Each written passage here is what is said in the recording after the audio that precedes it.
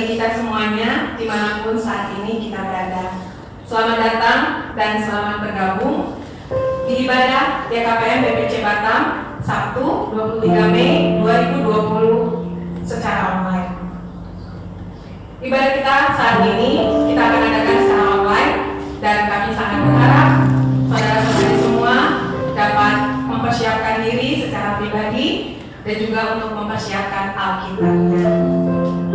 Kami berharap dimanapun kita saat ini berada, kita dalam keadaan sehat dan dipenuhi dengan sukacita.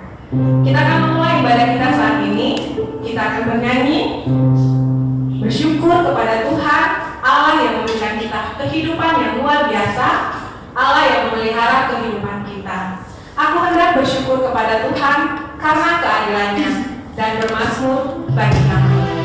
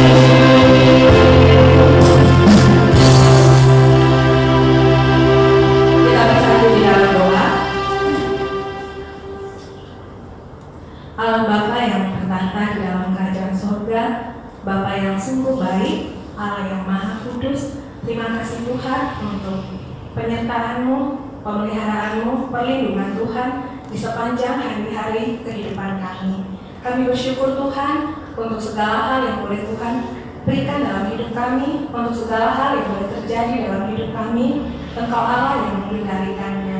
Tuhan, terima kasih untuk waktu yang boleh Tuhan Tuhan berikan bagi kami ketika pada saat ini kami boleh beribadah Tuhan dengan online. Kami bersyukur Bapa untuk pertolongan Tuhan hingga kami dapat melakukan ini. Tuhan Yesus, biar Bapa yang berkenan memberkati kami dimanapun saat ini kami berada Tuhan, di rumah kami masing-masing atau dimanapun itu. Biar penyertaan Tuhan selalu tercurah atas setiap kami. Kami akan memulai ibadah kami ini Tuhan, biar Engkau Allah yang memberkati, Engkau Allah yang turut campur tangan di dalamnya. Terima kasih Bapa yang baik, kami mohon ampun atas segala dosa dan pelanggaran kami. Dalam Kristus Yesus kami bersyukur dan berdoa. Amin. Kita akan mendengarkan firman Tuhan. Kita siapkan hati kita siapkan juga Alkitab kita. Kita mendengar firman Tuhan, kita naikkan pujian. Ku bawa hidupku sekarang ke tempat kudus-Mu Tuhan. Di mezbahmu ku serahkan seluruh hidupku. Dan setelah lagu ini berakhir, kami meminta untuk para tokoh untuk memberikan firman Tuhan.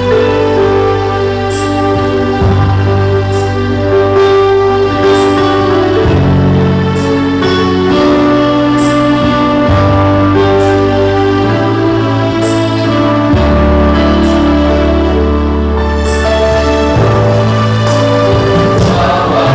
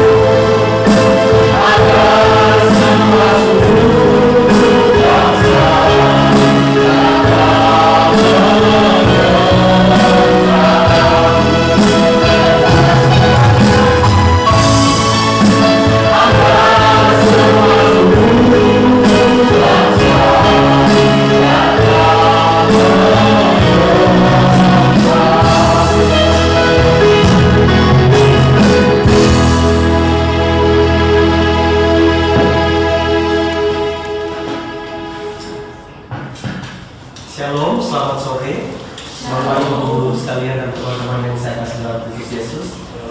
Sangat bersyukur sekali kita bisa bertemu di tempat ini dan juga bisa bertemu secara daring, baik teman-teman yang ada di rumah kiranya dapat menyimak pemberitaan firman Tuhan ini dengan baik. Dan saya percaya ketika firman Tuhan hadir dalam hidup kita, maka ada pemikiran-pemikiran yang Tuhan baharui di dalam kehidupan kita, secara khusus melalui tema pada sore hari ini. Sebelum kita lebih dalam untuk masuk di dalam pembahasan tema kita pada sore hari ini, saya ajak kita berdoa bersama.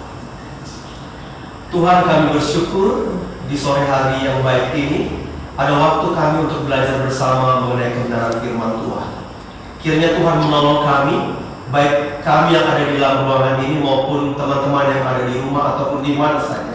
Ketika mereka menyimak pemberitaan firman Tuhan ini, kiranya kuasa Roh Kudus-Mu menolong kami semua untuk memahami, mengerti, dan ketika kami hidup dalam kehidupan nyata, kami menghidupi kebenaran firman ini, secara khusus di dalam kehidupan dunia kerja kami.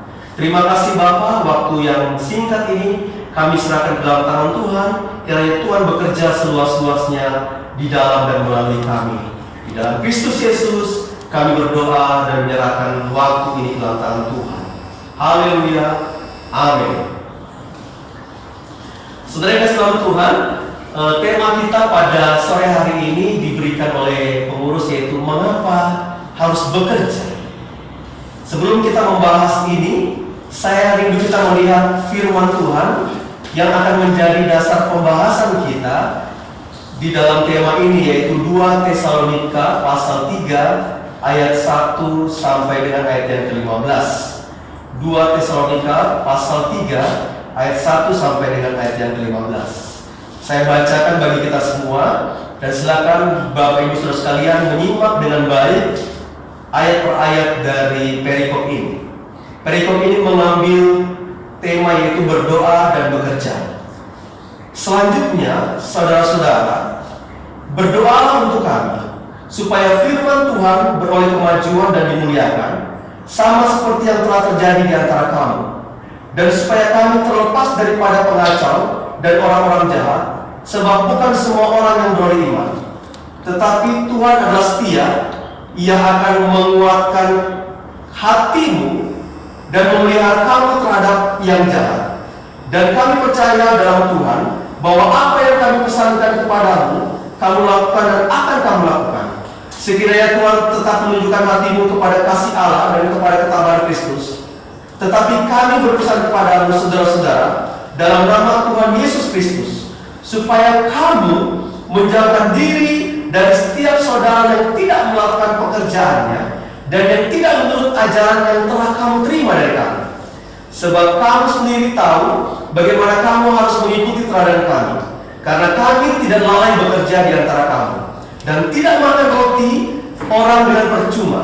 Tetapi kami berusaha dan berjerih payah siang malam, supaya jangan menjadi beban bagi siapapun di antara kamu. Bukan karena kami tidak berhak untuk itu, melainkan karena kami mau menjadikan diri kami teladan bagi kamu, supaya kamu ikuti. Sebab juga waktu kami berada di antara kamu, kami memberi peringatan ini kepada kamu: jika seorang tidak mau bekerja, janganlah ia makan. Kami katakan ini karena kami dengar bahwa ada orang yang tidak tertib hidupnya dan tidak bekerja, melainkan sibuk dengan hal-hal yang tidak berguna. Orang-orang yang demikian kami peringati dan nasihati dalam Tuhan Yesus Kristus, supaya mereka tetap tenang melakukan pekerjaannya, dan dengan demikian makan makanannya sendiri. Ayat 13. Dan kamu saudara-saudara, janganlah jemu-jemu berbuat apa yang baik. Jika ada orang yang tidak mau mendengarkan apa yang kami katakan dalam surat ini, tandailah dia dan jangan bergaul dengan dia, supaya dia menjadi malu. Tetapi janganlah anggap dia sebagai musuh, tetapi tegurlah dia sebagai seorang saudara. Berbahagia kita yang membaca merenungkan firman Tuhan hari lepas hari dalam hidup kita. Amin. Ada berbagai alasan orang bekerja. Ketika ditanyakan mengapa engkau bekerja, mengapa kita bekerja, mengapa kamu harus bekerja, ada berbagai alasan yang bisa kita rangkum. Saya hanya merangkum 3 alasan. Yang pertama adalah alasan pertama, Seringkali ketika kita ditanya mengapa kamu harus bekerja, maka alasan yang pertama adalah untuk mencari nafkah. Bukan? Saya rasa pandangan ini adalah pandangan yang umum yang kita ketahui. Tetapi saudara, pandangan yang umum ini bagi saya adalah pandangan yang paling rendah dari hidup manusia, bahwa hidup ini hanya bekerja itu adalah mencari nafkah. Memang mencari nafkah bukanlah hal yang sepenuhnya salah. Tidak. Karena itu adalah tugas dan naluri hidup kita sebagai manusia untuk mempertahankan kehidupan kita. Namun itu bukan motivasi utama dan bukan sebuah definisi kerja yang benar dan baik. Ingat sekali lagi, tidak salah, tetapi bukan sebuah definisi kerja yang benar dan baik.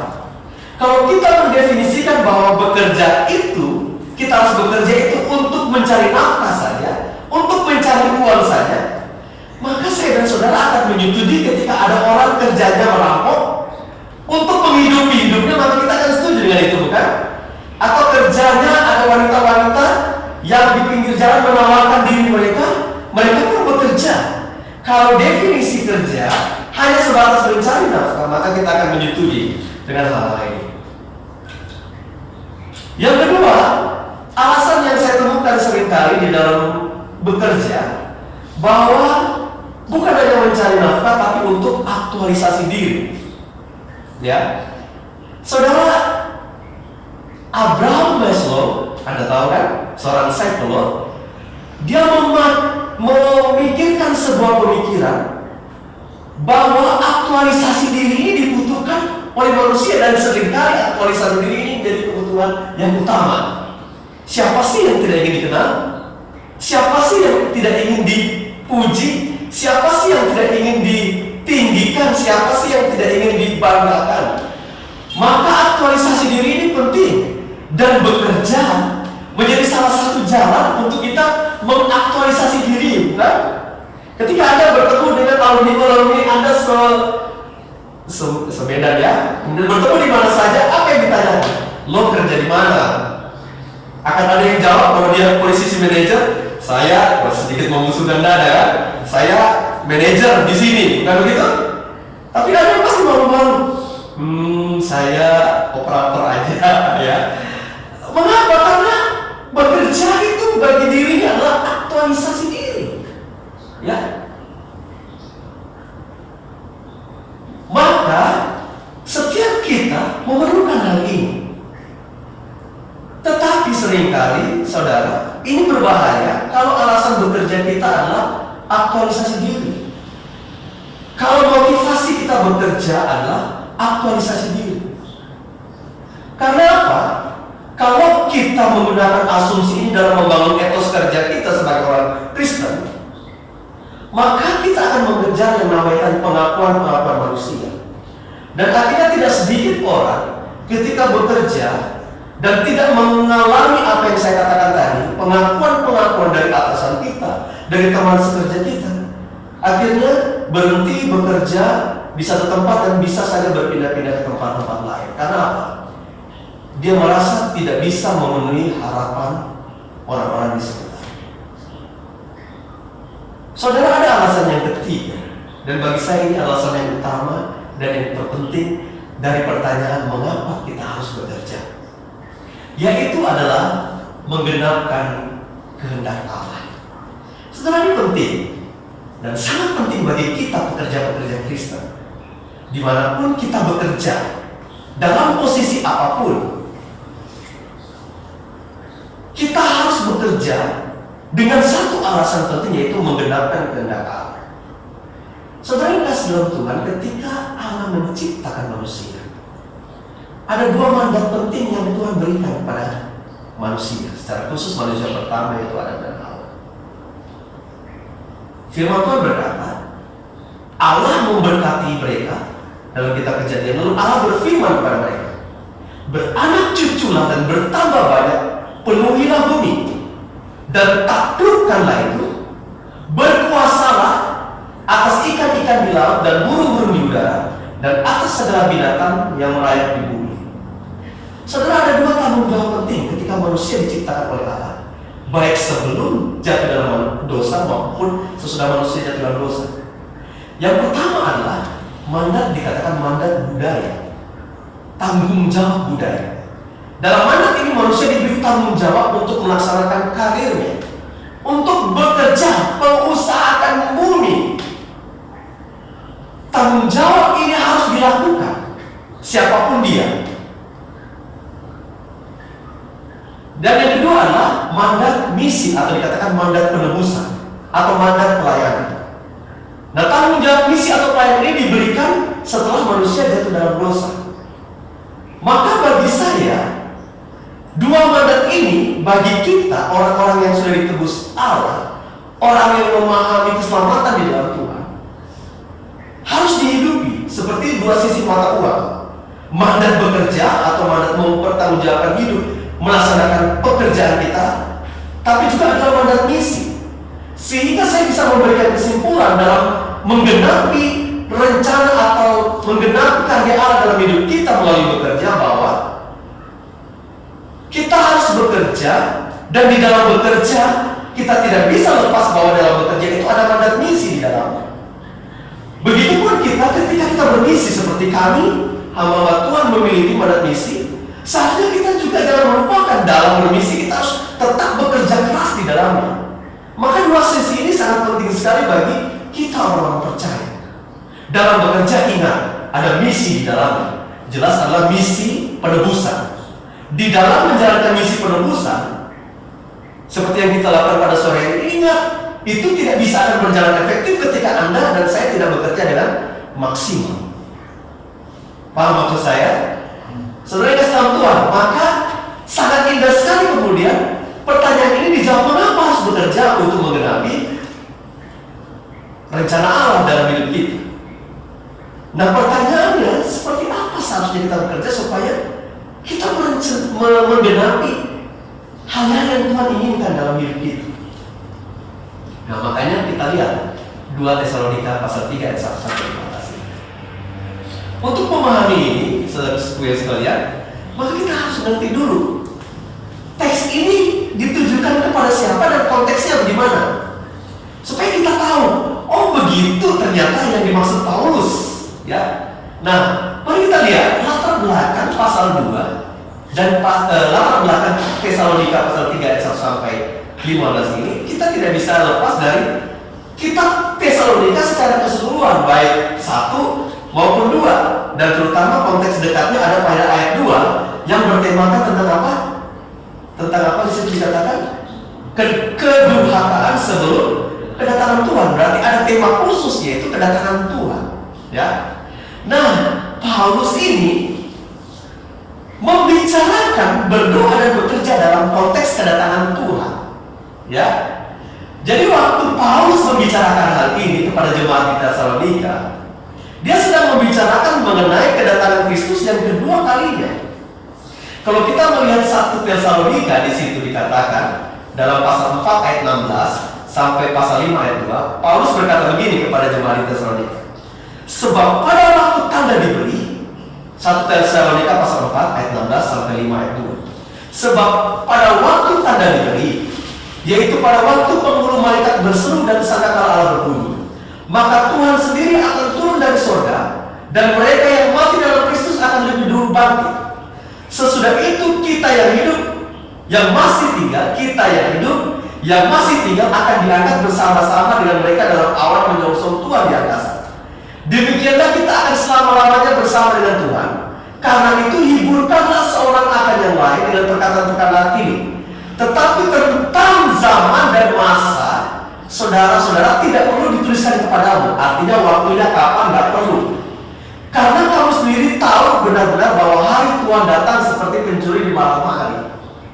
Jadi latar belakang dari perikop yang kita baca ini menjadi pembahasan kita ada di dalam satu konteks besar, yaitu apa? Tuhan akan datang 2 kali. Tuhan akan datang yang kedua kali ini kita nggak tahu kapan masa dan waktunya, nggak perlu pikir. Tapi dalam iman kita perlu yakin bahwa Tuhan pasti datang. Dan ternyata ketika Paulus menjelaskan hal ini kepada masyarakat pada masa itu, ada 2 respon. Dan respon yang mengejutkan adalah ternyata ada orang-orang yang kemudian berkata, oh Tuhan mau datang, ya sudah kita tunggu aja, gak usah kerja.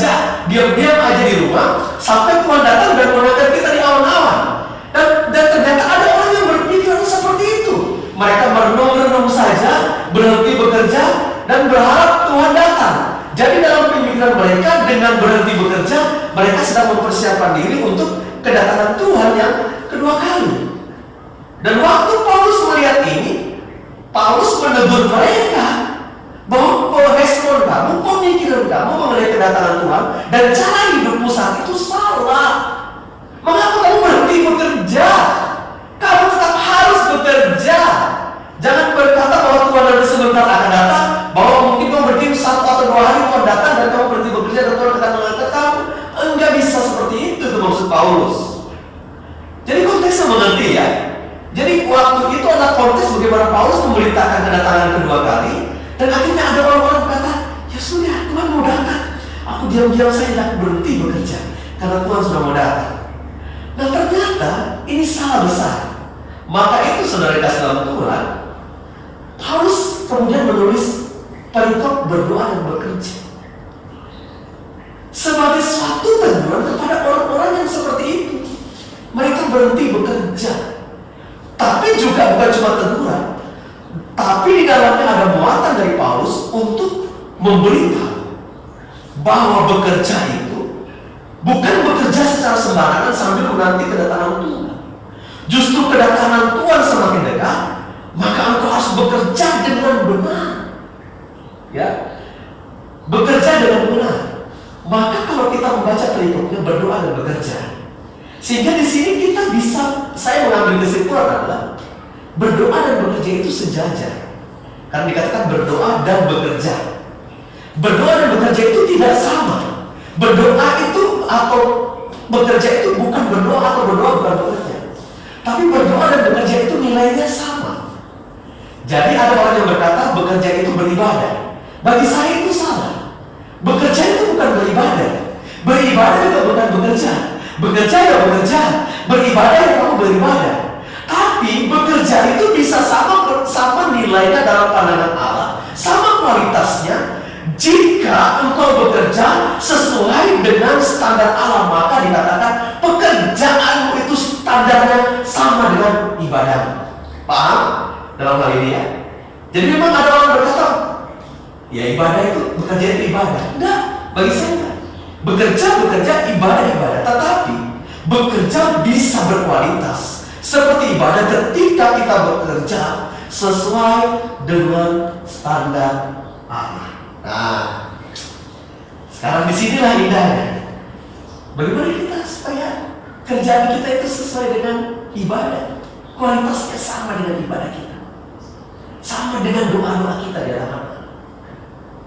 Mari kita lihat. Yang pertama adalah bekerjalah dengan memberikan teladan. Pasal 7, ayat 7, ayat 9, ayat 11, ayat 12. Perhatikan baik-baik. Ayat ini. Sebab kamu sendiri tahu bagaimana kamu harus mengikuti teladan kami. Teladan kami.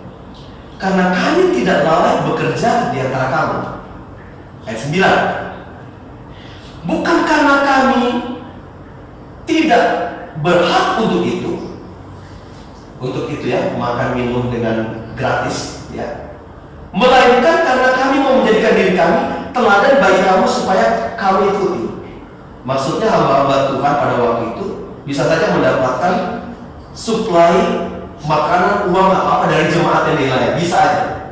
Tapi Paulus tidak memikirkan prinsip ini. Ini prinsip yang salah. Kalau ada seorang hamba Tuhan, dia melayani umatnya untuk mendapatkan makanan dari umatnya. Salah. Enggak benar prinsip ini. Prinsip yang benar adalah Paulus tetap melayani jemaatnya dan dia tidak memikirkan apa yang akan dikasih karena dia berhak untuk itu. Tetapi dia tidak mau melakukannya, dia tetap bekerja. Ini prinsip yang benar. Tetapi jangan juga ada hamba-hamba Tuhan yang akhirnya pikir, oh saya harus bekerja, dan akhirnya melalaikan pelayanannya karena terlalu banyak pikiran pekerjaannya. Maka ini benar seimbang dua-duanya. Misinya seimbang, bekerjanya seimbang, ini penting. Dan begitu pun dengan kita, teman-teman yang bekerja di sini. Jangan hidupmu hanya kerja, mati kerja sampai mati. Ya, nggak bisa hidup seperti itu. Anda menjadi orang-orang yang sangat sengsara dalam dunia ini. Ingat, Anda bekerja supaya apa? Misi Allah, penebusan Allah hidup di dalam dirimu melalui pekerjaanmu. Ya, itu yang harus dilakukan dalam hidup kita. Nah, kembali, bekerja itu memberi teladan. Ayat 11 lagi dikatakan, kami katakan ini karena kami dengar bahwa ada orang-orang yang tidak tertib hidupnya dan tidak bekerja, melainkan sibuk dengan hal yang tidak berguna. Ayat 12, orang-orang yang demikian kami peringati dan menasihati dalam Tuhan Yesus Kristus, supaya mereka tetap tenang melakukan pekerjaannya, dan dengan demikian makan makanannya sendiri. Saudara, perhatikan baik-baik. Paulus ini ketika dia ditebus oleh Allah, ingat pernah kita bahas, dia berkata, aku bekerja lebih keras daripada orang lain, betul ya? Kita pernah bahas ini dalam sesi Paulus waktu itu. Saudara, penting sekali. Jadi ternyata penebusan Allah dalam dirinya membuat dia bekerja dalam misi Allah di luar. Tapi dia juga menghidupi dirinya, bertanggung jawab dirinya. Supaya apa? Dengan itu orang melihat dia menjadi teladan dengan pekerjaan, misinya dan pekerjaan untuk menghidupi dirinya. Jadi dia bekerja dengan keras. Setelah ini penting sekali dalam bahasa aslinya juga kita lihat. Dalam teks aslinya kata teladan di situ ini indah sekali dikatakan dalam bahasa Yunani itu mimeomai. Mimeomai ternyata dalam bahasa Inggrisnya itu mimik. Mimik, meniru. Anda pernah melihat mimik? Bagaimana Anda bisa melihat mimik wajah Anda? Berkaca, benar. Kalau mau lihat persis mimik Anda tidak bisa meniru orang lain meniru Anda. Pasti tetap akan beda. Anda lihat di kaca. Itu namanya mimik. Itu yang namanya mimeomai. Meniru, serupa, nggak boleh beda. Ya, jadi kalau Anda tersenyum di kaca, pasti di sana tersenyum, bukan? Yang nggak mungkin Anda tersenyum di sini, kemudian di sana sumbing. Nggak bisa. Ya, pasti akan mirip. Itu namanya mimeomai. Mimik. Artinya dalam amanat teks yang kita baca, Paulus ingin menegaskan, saya bermisi bagi Allah, mencari jiwa-jiwa dan mengabarkan Injil. Tetapi saya nggak meminta-minta untuk jemaat menopang saya, tetapi saya harus bekerja dengan keras. Anda tahu pekerjaannya, ya, pekerjaan Paulus yang baik mendirikan kemah-kemah atau tenda-tenda, dan dia bekerja, dan dari pekerjaannya itu dia menghidupi dirinya. Dia bisa makan dengan itu, dia bisa menghidupi dirinya dengan hal itu, untuk memberi teladan bagi orang-orang di situ yang sudah berhenti bekerja. Ketika engkau menyeru Tuhan kedua kali, justru misimu semakin giat, cari jiwa semakin giat, tapi bekerjamu juga semakin gila. Ikut teladan. Paulus kasih standar supaya engkau bekerja diteladani, maka engkau harus bekerja dengan seperti apa? Perhatikan, dikatakan engkau harus bekerja dengan tidak lalai. Nah, ini penting sekali. Saudara, tidak lalai dalam bahasa Yunani-nya itu adalah atateo, atau dalam bahasa Inggrisnya itu self-disorderly. Artinya, kalau self-disorderly, ada orang-orang yang tidak teratur, berarti ya. Ada orang-orang yang tidak ada perencanaan. Ada orang-orang yang sembarangan. Ada orang-orang yang sesuka hati. Jadi Paulus berkata tahu begini, kau bekerja supaya teladan kerjamu itu diikuti oleh banyak orang, maka standarnya kamu harus bekerja dengan tidak lalai. Self-disorderly, artinya kau harus merencanakan pekerjaanmu dengan baik. Kau harus bekerja dengan teratur. Kau harus bekerja dengan tidak sembarangan. Kau harus bekerja dengan jangan suka-suka hatimu. Itu amalan teks. Nah, makanya Paulus ini adalah seorang yang sosok pekerja keras. Dia bekerja keras, lebih keras dari orang-orang pada zaman. Perhatikan baik-baik. Mengapa kau harus bekerja? Untuk menggenapi karya Allah dalam hidupmu. supaya karya Allah ini digenapi, supaya pekerjaan kualitasnya sama dengan ibadah, maka kamu bekerja dengan menjadi teladan. Supaya kamu bisa menjadi teladan, maka kamu harus bekerja dengan tidak lalai, dengan teratur, dengan perencanaan, dengan tidak sembarangan. Jangan suka-suka hati. Bagaimana kamu bisa menjadi teladan kalau di tempat kerjamu datang jam 8, kau datang jam 8.30? Bagaimana kau bisa menjadi teladan kalau engkau bekerja targetnya seminggu, kau kerjakan 1 bulan? Ya, makanya nggak ada promosi mungkin dalam diri pekerjaan. Kenapa? Kau bekerja dengan sembarangan, tanpa pekerjaan, tanpa perencanaan. Saya temukan di sekolah guru-guru banyak yang mengajar, dia datang mengajar tanpa persiapan. Karena apa? Bagi dia ilmunya itu udah mengendap, jadi buku sudah di otaknya. Justru karena jadi buku susah dikeluarkan. Ya. Gimana Mas Andi ya? Maka diperlukan perencanaan walaupun engkau sudah sangat senior dalam pekerjaan. Sehingga orang akan melihat bahwa engkau seorang guru yang tidak lalai dalam pengajaran. Ketika saya harus mempersiapkan khotbah, saya harus merencanakan semuanya dengan baik dan sungguh supaya saya tidak sembarangan mengatakan sesuatu kepada Anda semua. Bagaimana dengan Anda? Cek, koreksi. Apakah Anda sudah menjadi teladan dalam pekerjaan?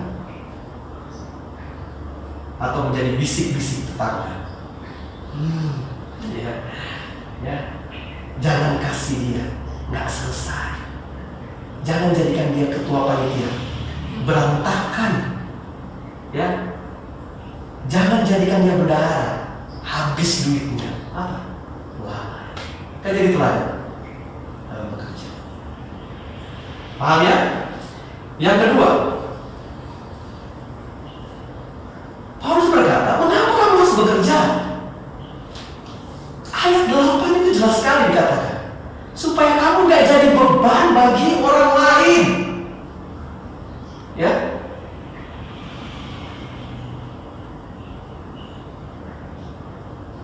tidak enak loh menjadi beban bagi orang lain. Bangun siang, tidur tengah malam, bangun siang gak ada kerja kan? Orang tua lihat, hei, kerjalah kau, membebani keluarga saja. Mungkin kamu santai, tapi orang yang kamu bebani itu berpikir tentang hidupmu. Seorang Kristen sejati, hidupnya itu melepaskan beban dari orang lain, bukan membebani orang lain.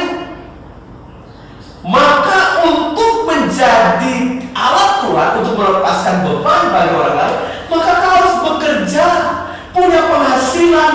Dengan penghasilanmu, engkau akan banyak bisa menolong orang lain. Tapi kalau kau tidak bekerja, bagaimana makan saja engkau akan sulit mengusahakannya. Akhirnya menjadi beban bagi orang lain. Maka di sini Paulus berkata bahwa mengapa engkau harus bekerja? Supaya kita tidak menjadi beban bagi orang lain. Ada yang masih belum bekerja? Ya. Sudah bekerja semua? Kalau kamu sudah bekerja semua, engkau harus menjadi alat Tuhan untuk melepaskan beban orang lain. Jelas orang lain yang membutuhkan, bukan? Ya. Apalagi di masa COVID ini, banyak sekali orang yang membutuhkan uluran tangan kita yang masih bekerja dan mendapatkan gaji setiap bulannya dengan baik. Tapi kalau kamu tidak bekerja, ya tunggu sembako datang dari RT. Membebani kita. Yang ketiga, perhatikan baik-baik. Dikatakan begini, di situ juga dikatakan, tidak makan roti percuma. Supaya tidak makan roti percuma, maka Paulus berkata, bekerjalah siang dan malam, agar aku tidak memberatkan orang lain, agar aku tidak menaruh beban bagi orang lain. Artinya bukan kerjamu dari siang kemudian sampai malam, bukan seperti itu. Itu namanya ungkapan. Artinya bahwa mengatur dalam keseluruhan hidupmu, bekerja dengan baik dan bekerja dengan berjerih payah, bekerja dengan keras. Nah, bagi saya, teman-teman, hidup berkristenan bukanlah menambah beban, tetapi meringankan beban orang lain dengan bekerja. Amin. Yang terakhir, yang ketiga,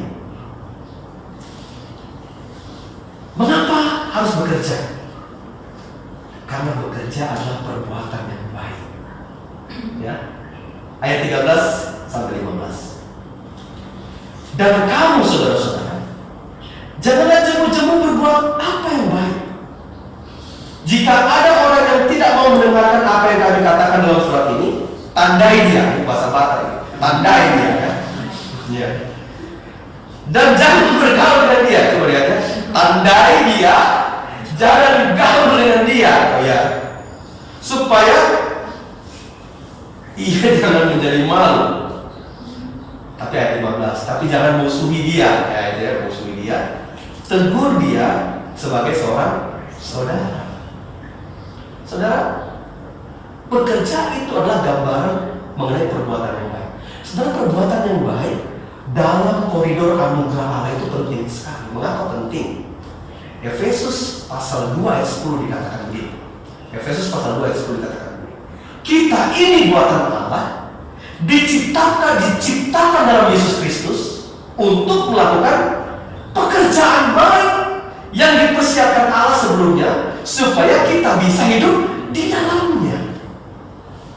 Artinya, orang yang hidup dalam keselamatan, orang yang hidup di dalam anugerah, adalah orang yang hidupnya memproduksi pekerjaan-pekerjaan baik dalam hidupnya. Makanya kalau ada orang yang malas-malas, tak berguna, tapi mengaku-ngaku selamat, saya tanda tanya orang yang seperti itu. Benarkah dia sudah hidup dalam anugerah dan keselamatan? Enggak, tanda tanya. Tetapi orang yang hidup dalam anugerah, produksi hidupnya adalah pekerjaan-pekerjaan yang baik. Tetapi ingat, pekerjaan-pekerjaan yang baik tidak menyelamatkan. Pekerjaan-pekerjaan baik adalah produk dari hidup yang diselamatkan, produk dari hidup di dalam anugerah.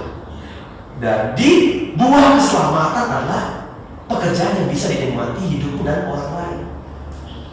Ya. Maka Paulus menegaskan dengan luar biasa pada bagian ini. Jangan bergaul dengan orang yang gak bekerja. Ya, tandai dia. Ya, karena apa? Pergaulan yang buruk akan merusak kebiasaannya. Engkau yang sudah rajin bekerja, ketika ada di lingkungan orang-orang yang malas bekerja, maka kehidupan kita bisa berpengaruh seperti itu. Ya. Begitupun dengan wanita-wanita yang belum punya pacar dan menikah. Ya, perhatikan, pilih pacar yang sudah bekerja. Kalau kau pilih yang belum bekerja, apalagi pengangguran, maka itu bisa mempengaruhi hidup dan pekerjaanmu. Ada begitu banyak konflik rumah tangga yang dimulai dari seseorang atau suami atau istri yang tidak bekerja di dalam. Sekali lagi, perhatikan baik-baik. Mengapa harus bekerja? Yang ketiga, karena bekerja adalah buah dari keselamatan, buah dari engkau hidup di dalam anugerah. Maka engkau akan bekerja dengan baik dan luar biasa. Amin. Jadi saya rasa sore hari ini kita sudah memiliki perspektif yang baik ya berkaitan dengan bekerja. Bekerja bukan hanya cari duit untuk hidup, mencari nafkah. Bekerja bukan hanya aktualisasi diri, walaupun itu kita perlukan. Tapi bekerja adalah menggenapkan karya Allah di dalam hidup kita. Karena apa? Ada mandat bekerja, ada mandat budaya, ada mandat misi di dalam. Supaya karya Allah tergenapi melalui pekerjaan kita, maka engkau harus bekerja dengan apa tadi? Menjadi teladan. Bagaimana kita bisa menjadi teladan? Tidak lalai, mimik tadi kan ya. Tidak lalai, rencanakan, jangan suka-suka hati, dan bekerja dengan keras. Yang kedua,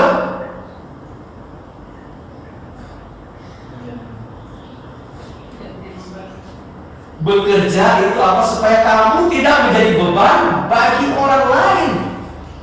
Ya, justru dengan bekerja kita melepaskan beban orang lain yang membutuhkan. Yang ketiga adalah bekerja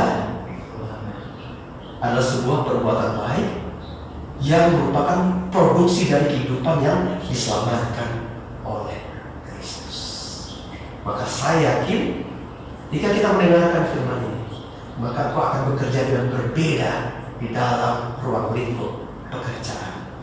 Karena ada tanggung jawab besar. Karena saya bekerja sebagai penggenapan karya Allah dalam hidup. Pekerjaanku bukan ibadah, tapi pekerjaanku harus sesuai kualitasnya dengan ibadah. Kualitasnya harus sama dengan doa. Supaya apa? Pada akhirnya kita nggak ditandai sebagai orang-orang yang harus dijauhi. Amin, saudaraku. Amin. Mari kita berdoa. Tuhan, terima kasih. Hari ini kami sudah membahas sebuah tema mengapa kami harus bekerja. Biarlah kami berubah dalam perspektif kami dan aksi atau praktek kami di tempat kami bekerja. Jadikan kami bekerja untuk menjadi teladan bagi orang-orang di sekitar kami. Kami tidak lalai dalam bekerja. Kami bekerja supaya kami tidak membebani orang lain, tapi justru dengan bekerja kami ingin menjadi berkat untuk melepaskan beban bagi banyak orang. Tuhan, tolong juga kami agar dengan kami bekerja, orang akan melihat pekerjaan kami merupakan perbuatan kami yang baik sebagai hasil dari anugerah dan keselamatan yang kami peroleh. Terima kasih, terpujilah nama-Mu. Berkati pekerjaan kami, berkati kantor atau institusi atau tempat kami bekerja, berkati pimpinan-pimpinan di mana tempat kami bekerja. Dalam masa COVID ini, kami tahu begitu berat beban yang harus dilalui oleh pimpinan kami, owner kami, tempat kami bekerja, harus mengatur keuangan di dalamnya. Tetapi kami memohon kepada Tuhan, kiranya Tuhan menolong pimpinan tempat kami bekerja sehingga dapat melewati masa-masa sulit ini bersama dengan Tuhan. Terima kasih, terpujilah nama-Mu. Kami mempersembahkan pekerjaan kami kepada Tuhan untuk Tuhan pakai menjadi alat misi di tengah-tengah kehidupan kami. Ini doa kami di dalam Kristus Yesus kami berdoa. Amin.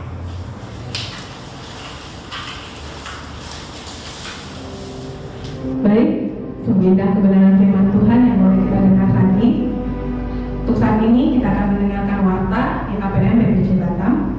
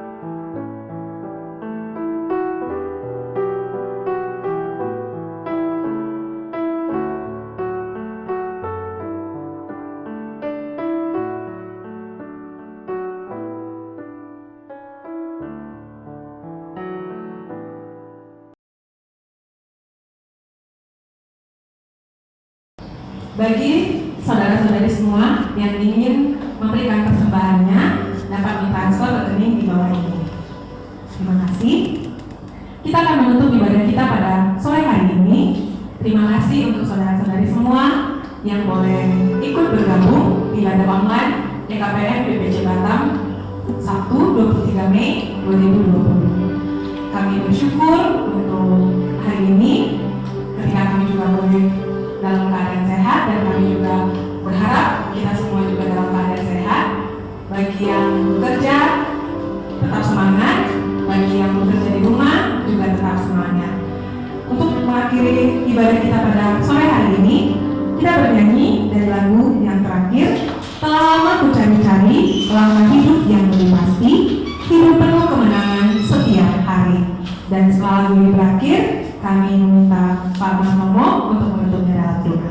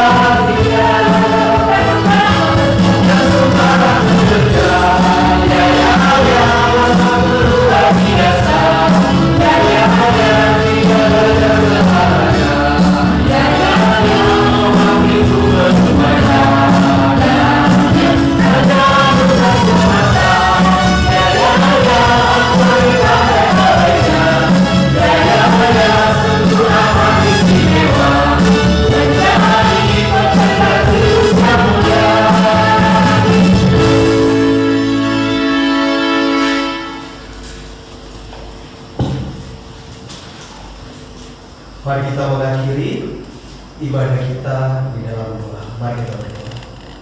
Tuhan, kami berterima kasih karena Tuhan sudah memimpin ibadah kami dari awal sampai pada akhirnya. Kiranya apa yang kami perbuat dan kami lakukan mempermuliakan Engkau ya Allah. Terima kasih baik kami yang ada di sini maupun teman-teman yang ada di rumah boleh menikmati persekutuan yang indah dengan Tuhan, persekutuan bersama dengan firman Tuhan. Dan pada akhirnya kami akan mengakhiri ibadah kami. Kami memohon Tuhan untuk memberkati kami. Arahkanlah hatimu padanya dan terimalah berkat Tuhan. Kiranya kasih dan damai sejahtera dari Allah Bapa Pencipta langit dan bumi, persekutuan dengan anaknya Yesus Kristus Tuhan kita yang hidup, serta pimpinan dari Roh-Nya yang kudus akan memberkati dan menyertai hidupmu hari ini sampai selama-lamanya. Haleluya. Bapa, terima kasih.